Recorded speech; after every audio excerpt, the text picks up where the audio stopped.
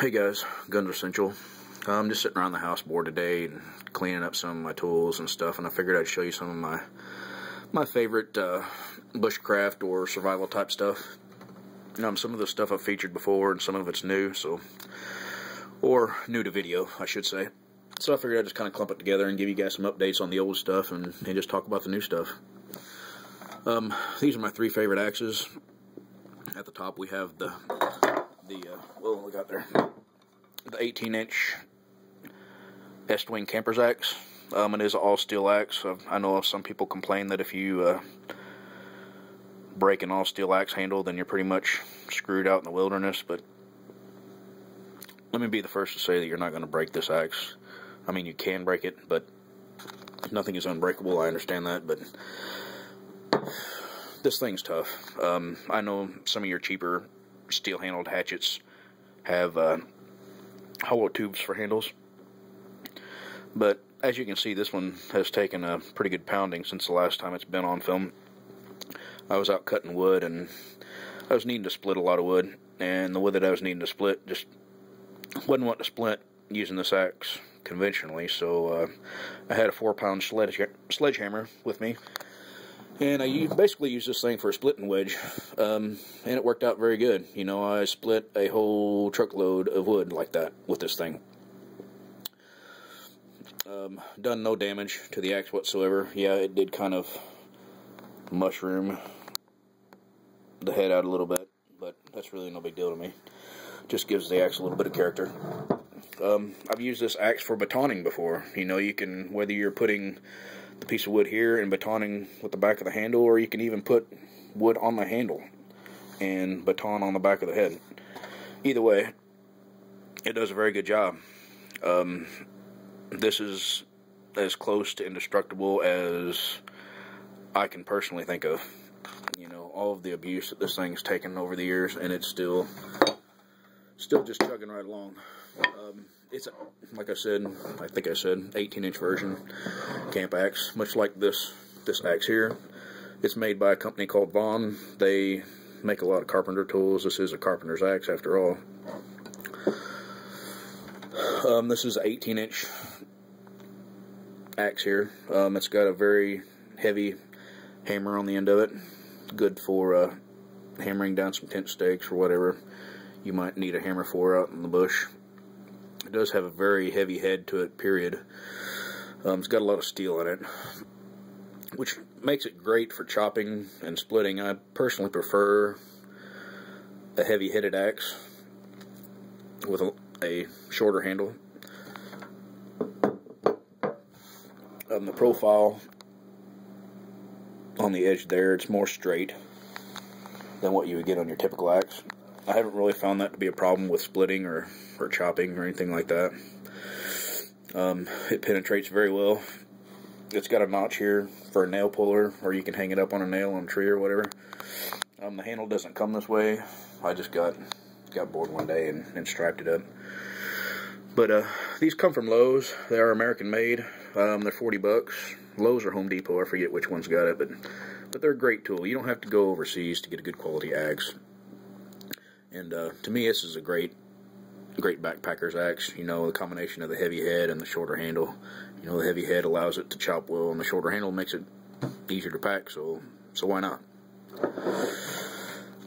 My third favorite is this Wetterling's belt axe. Yeah, it is on the smaller side. It is 10 inches long.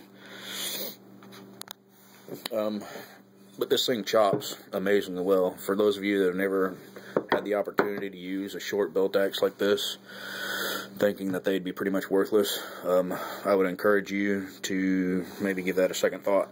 You know, these things are very versatile. They're good for processing game. You know, you can cut through rib cages. You can quarter game very easily with this thing, much easier than you could a knife. You can still build a shelter with this thing very easily. No, you're not going to be building a log cabin, but you're not going to build a log cabin with any of these axes. I mean, let's be realistic. It's very light, it's very packable, so I like it. And the steel on that thing is very, very good. It does hold an edge better than these cheaper axes, but you know, you're looking at $75 for the small axe versus $40 for either one of these bigger axes, so it's kind of a trade-off. And either one of these axes, they do hold an edge well. I mean, they're still gonna stay sharp enough for you to get your job done. So it's really not that big of a deal. The two knives that I like to carry are this Buck 105. It's kind of a scaled down version of the Buck 119. I guess the main difference is on the tip here. See where it's got the ground tip. The only benefit that I could see of that would be for penetration, for like a stabbing tool, you know, like a defensive tool. It would slide in a little easier. It's got a 5-inch blade.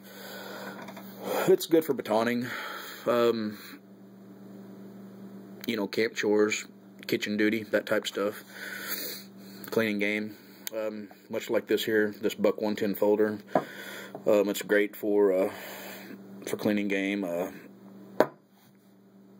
you know, kitchen duty, camping duty, whatever. It's just a good traditional knife. I love the feel of it. I love the looks of it. I've been getting the job done for a very long time now. They've been around forever. And, you know, if they worked back in the 60s and 70s, then they're going to work today, in my opinion. I've had much higher dollar knives, much higher dollar pocket knives, you know, with higher end materials, higher end steels, higher end handles, grips. And I don't know, this one, I just keep going back to this thing, and I've pretty much stopped blowing my money on high dollar pocket knives.